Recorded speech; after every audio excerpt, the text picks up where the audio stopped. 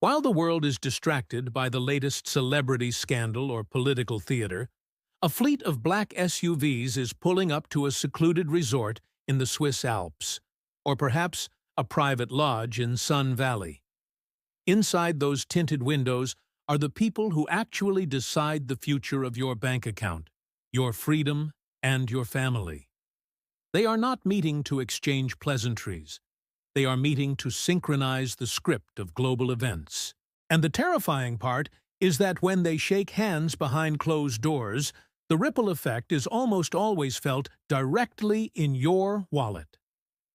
Picture the scene inside one of these summits, like the annual gathering at Davos or the secretive Bilderberg meetings.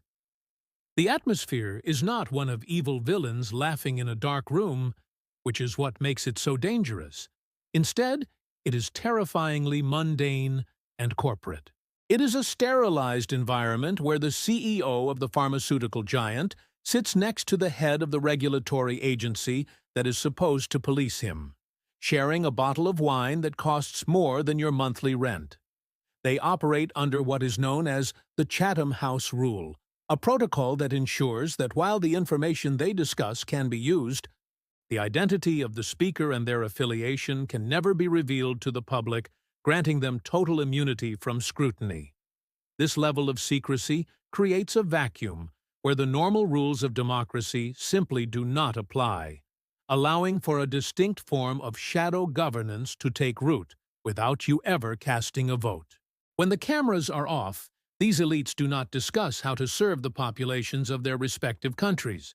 They discuss how to manage them as resources, referring to human beings as human capital.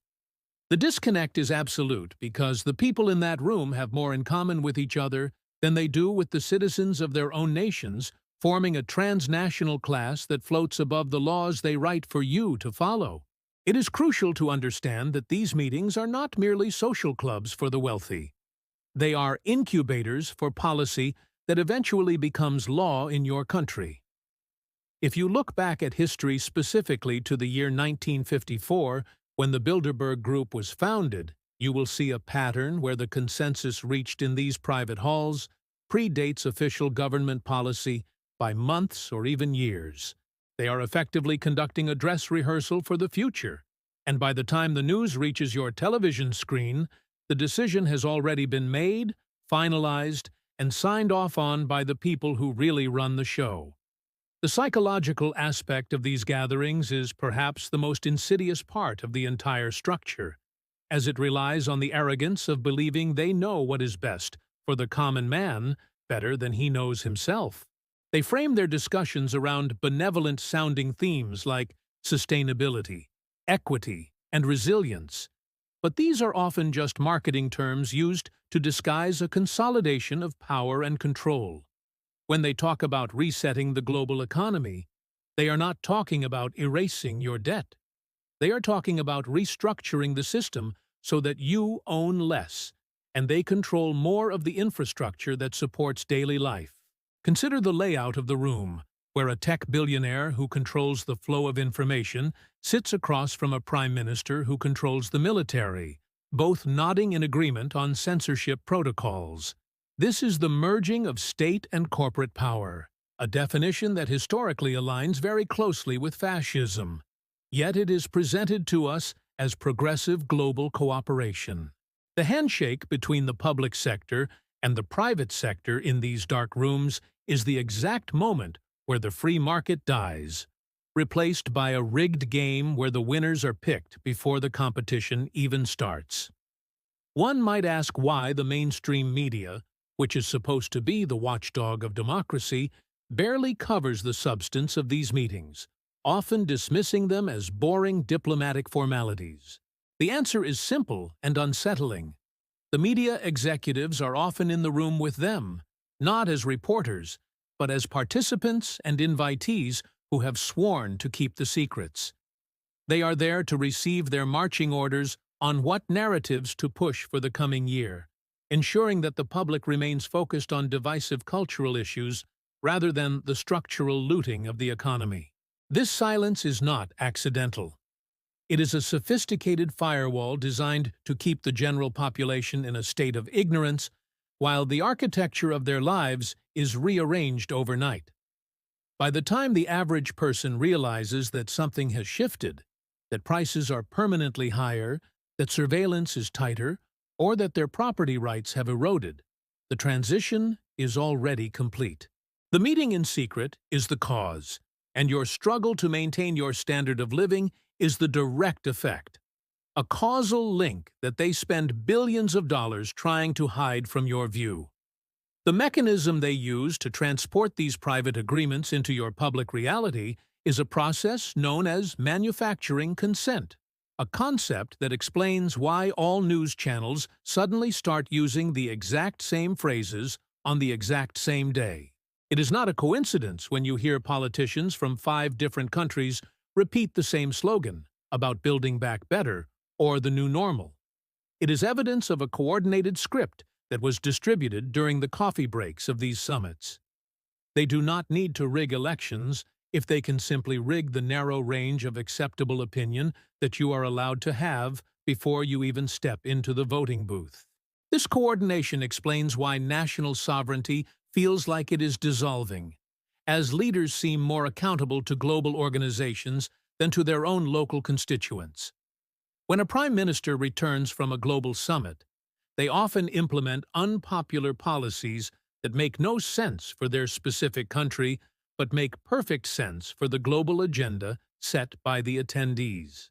It is a top-down structure where the orders flow from the quiet conference rooms in Geneva or Brussels down to your local city council, bypassing the messy and inconvenient process of public debate.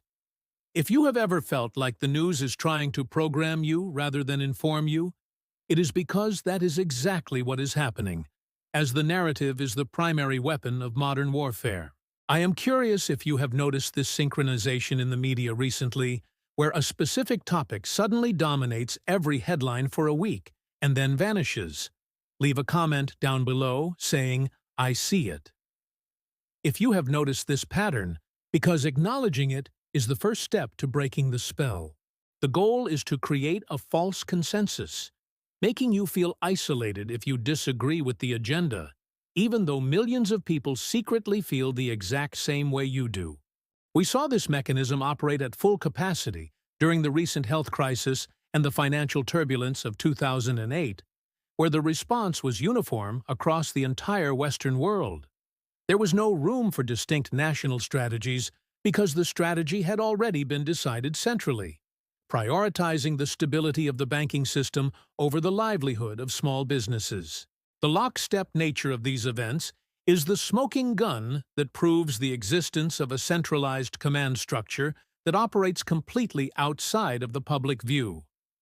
This system relies heavily on the illusion of choice, giving you 2 political parties that bicker endlessly about minor details, while agreeing completely on the major structural direction of the empire.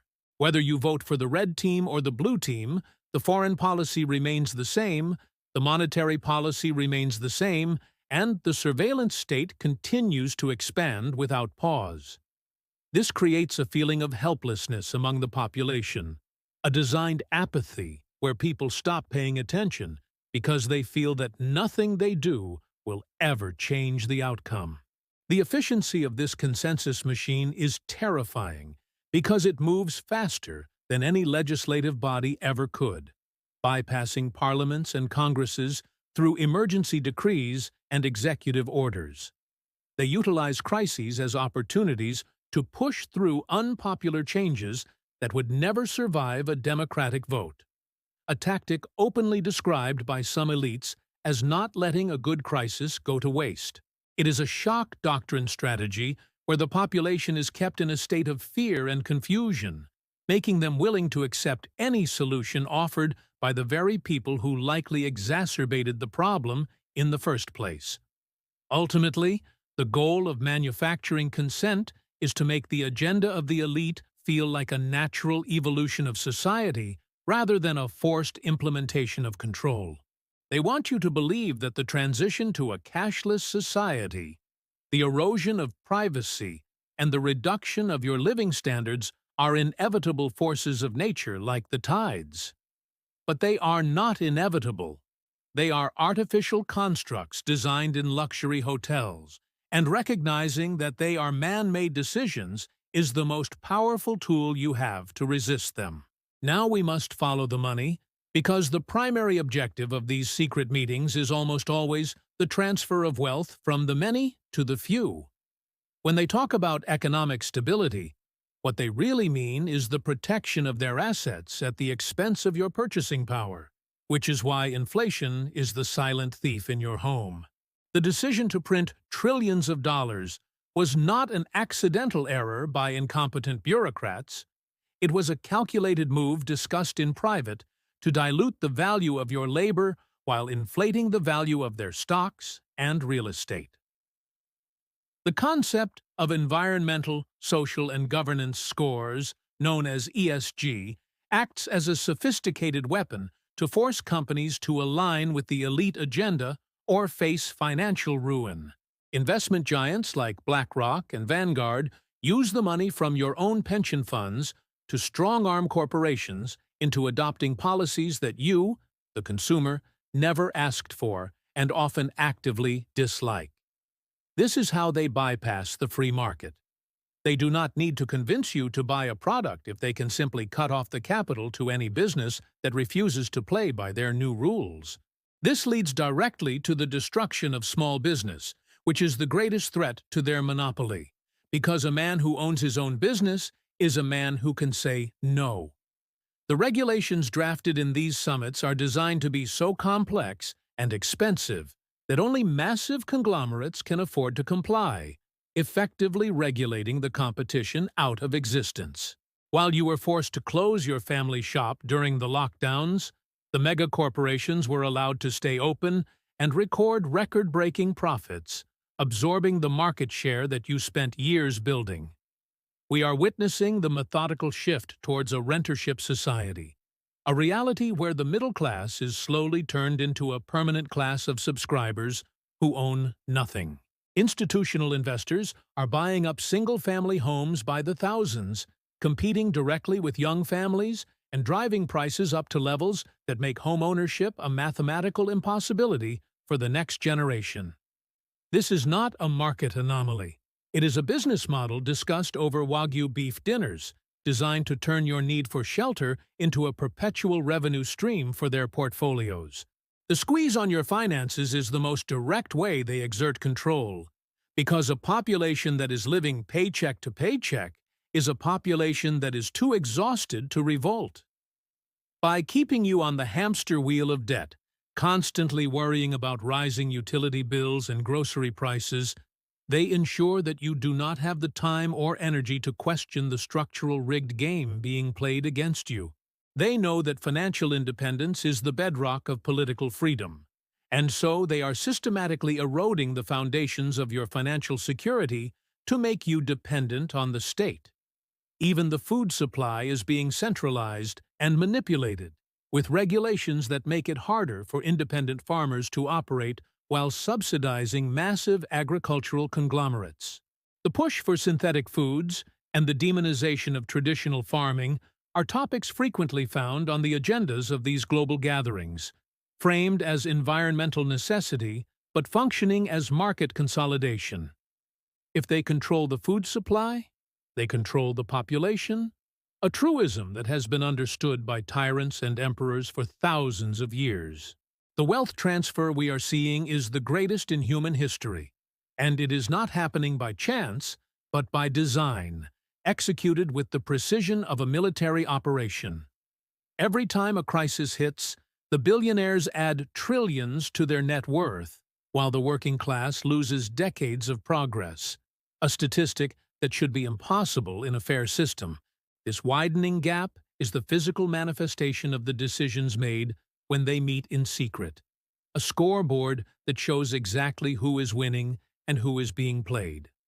The final piece of this economic puzzle is the weaponization of energy, where artificial scarcity is used to drive up costs and force a transition to technologies that they control and patent.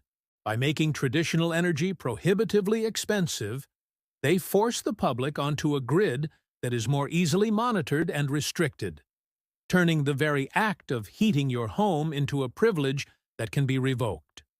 It is a war on the standard of living of the West, waged not with guns, but with price hikes, interest rates, and regulatory strangulation.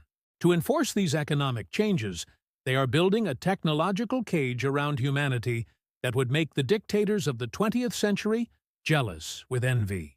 The conversation in these secret rooms has shifted aggressively towards artificial intelligence and digital identification, tools that eliminate the concept of anonymity forever. They envision a world where every movement, every transaction, and every interaction is logged on a central database, creating a digital twin of your life that they can audit at any moment.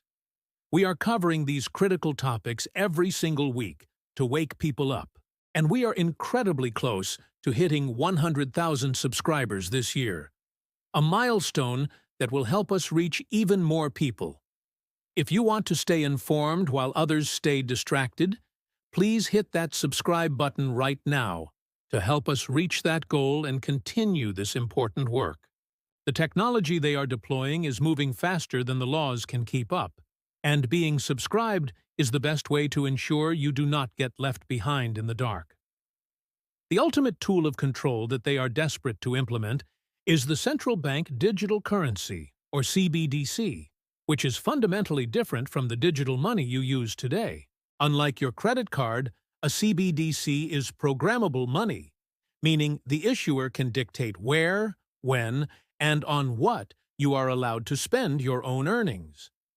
Imagine a scenario where your money has an expiration date to force you to spend, or where you are blocked from buying meat or gasoline because you have exceeded your carbon quota for the month. This is the end of privacy as we know it, creating a panopticon where you are constantly watched, graded, and nudged towards the behaviors that the elite deem appropriate. The irony is palpable. While they go to great lengths to hide their meetings and their financial offshore accounts, they demand total transparency from you. They want to know every cent you earn and every word you speak, operating under the presumption that privacy is a suspicious activity reserved only for criminals and insurgents. The infrastructure for this surveillance state is being rolled out under the guise of convenience and safety, utilizing facial recognition and biometric data to streamline your daily routine. But convenience is the bait on the hook of a trap. And once you swallow it, you trade your liberty for the ability to unlock your phone with your face or pay with a wave of your hand. They are building a digital prison where the walls are invisible, but the constraints are absolute, locking you into a system that you cannot opt out of without becoming a social outcast.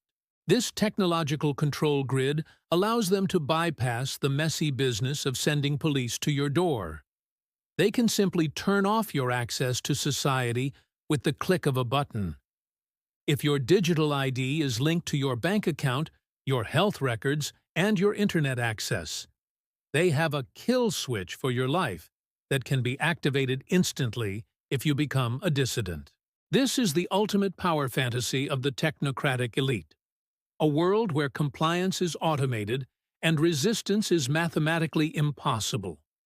The frightening reality is that this is not science fiction. The pilot programs for these systems are already running in various countries, tested on populations to see how much they will tolerate. The smart cities they propose are essentially open-air containment zones where your carbon footprint is tracked in real time. It is a digital feudalism where the lords of technology own the platform, and you are merely a serf renting space on their servers, existing only by their permission. Looking ahead, we must understand that the agenda of these secret meetings acts as a great filter, separating those who are prepared from those who will be swept away by the coming changes. The discussions at recent summits have centered around the concept of a polycrisis, a convergence of cyber attacks, climate mandates, and geopolitical conflict designed to overwhelm the system. They are telling us openly that the world is about to get much more chaotic, and we should take them at their word because they are the ones holding the matches. It is easy to feel overwhelmed by this information, to feel a crushing sense of anxiety knowing that powerful forces are conspiring against your individual sovereignty. That feeling of dread is intentional. They want you demoralized and passive, believing that resistance is futile against such a monolithic machine. However, succumbing to fear is exactly what they want, because a fearful population looks to authority for protection, willing to trade their rights for a false sense of security. But we must shift our perspective and realize that knowing their playbook is the ultimate strategic advantage, removing the element of surprise from their attacks. You cannot stop them from meeting in Switzerland, but you can position yourself and your family so that you do not get crushed by their decisions. This means becoming anti-fragile, reducing your dependence on their systems, and building resilience in your own life so that when they pull the lever, you are not standing on the trap door. We are seeing the rise of parallel economies, where people are waking up and choosing to trade with businesses that respect their values and their privacy. By opting out of the big corporate ecosystem wherever possible, you starve the beast and nurture a community that is based on mutual trust rather than centralized control. This is the quiet revolution that is happening right now, a movement of people who are silently exiting the matrix and building lifeboats for the storm that is on the horizon. You must become your own central bank, your own food producer, and your own media channel, taking back the responsibilities that we lazily outsourced to the state over the last few decades. The secret meeting loses its power when the people refuse to obey the commands that issue forth from it, creating a decentralized resistance that is impossible to decapitate. They have the money and the influence, but we have the numbers, and that is a variable that keeps them up at night in their luxury suites. The future is not set in stone, and every action you take to secure your independence is a direct vote against the dystopian vision they have planned for you. They rely on your ignorance to operate, but the veil has been lifted. And now that you see the strings, you can no longer pretend that the puppet show is real. You have the power to say no, to disconnect, and to build a life that is out of their reach, turning their secret plans into nothing more than irrelevant fantasies.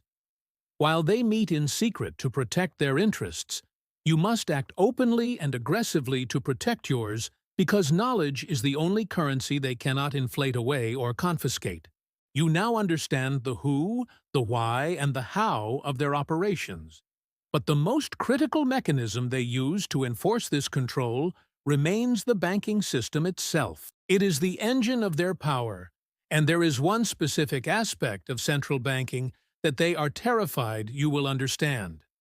To fully grasp how they manipulate your reality through money, you need to watch this video next. The hidden truth about central banks and mass manipulation. It explains the core mechanism they don't want you to see. So click here to watch and deepen your understanding.